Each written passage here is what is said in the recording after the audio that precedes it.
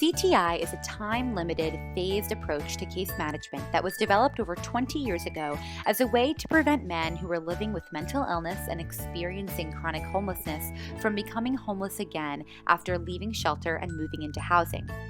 Multiple research studies have supported its effectiveness, leading to its widespread use in the US and elsewhere.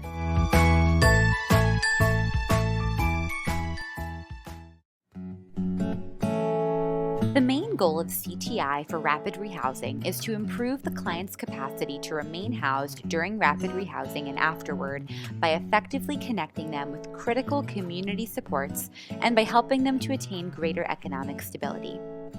Critical time intervention rapid rehousing is aimed at connecting clients to supportive services and improving economic stability as a means to best position the client for ongoing housing stability.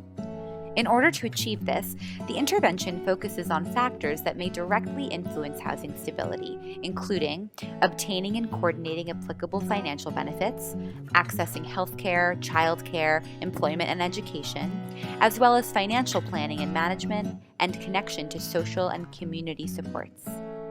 Critical time intervention rapid rehousing is not expected to resolve poverty, and in many cases, clients' housing may remain precarious, although most are expected not to return to homelessness. Although rapid rehousing programs may use different forms of case management, the National Alliance to End Homelessness recommends that providers use CTI for their case management model.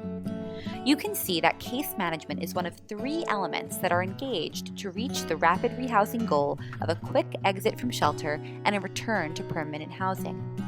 The other 2 elements are rental and move-in assistance, which is also referred to as financial assistance, and housing identification, which includes the work of securing a unit for the client.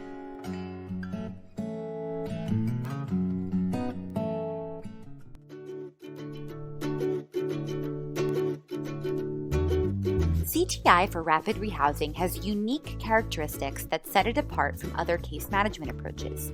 It's time-limited, meaning it has a definite beginning, middle, and end that is dependent on time, not the achievement of goals, and has 3 distinct phases. We'll touch back on this later.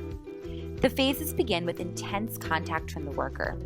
Over time, the intensity of this contact decreases as the needs of the client start to be addressed by the client on their own and by other community resources. In order to provide initial high levels of contact, CTI caseloads are kept relatively small. Weekly team supervision is recommended so that CTI workers can review their cases with peers and a supervisor. Weekly team supervision helps workers to remember to transition clients through phases and is critical in helping make important decisions with clients. The core values of CTI for rapid rehousing include being strengths-based, individualized, culturally sensitive, transparent, and trauma-informed. At all times, the CTI worker operates in partnership with the client and honors the client's right to self-determination.